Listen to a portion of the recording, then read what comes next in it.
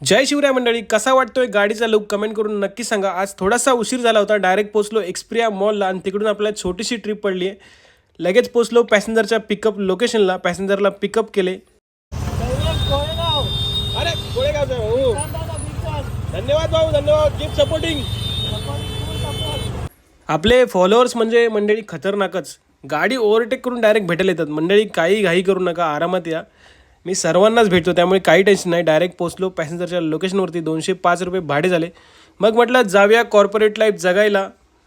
ऑफिसमध्ये 8-8.5 तासाचा हार्डवर्क करायचं, त्यामुळे डायरेक्ट पोचलो पार्किंगमध्ये, गाडी वगैरे पार्क केली आणि शेअरिंग ऑटो पकडून निघालो ऑफिसच्या दिशेने। पोचलो डायरेक्ट माइंड स्पेसमध्ये।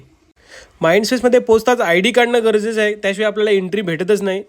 मग आपल्या इकडे 2 भाऊ भेटलेत, भाऊंना भेटून डायरेक्ट पोचलो ऑफिसमध्ये, लॉग इन वगैरे केलं, झाली संध्याकाळ।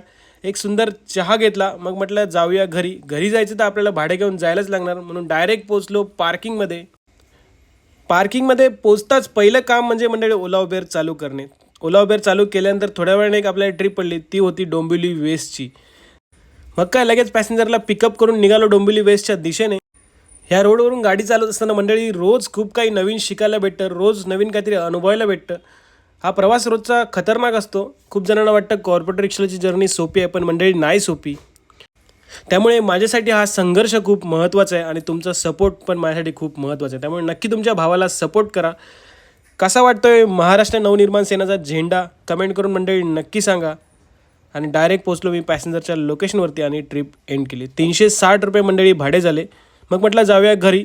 तर मंडळी असा होता आजचा मेहनतीचा आणि संघर्षाचा प्रवास। अशी टोटल कमाई 600 रुपये झाली। व्हिडिओ आवडल्यास नक्की लाईक करा।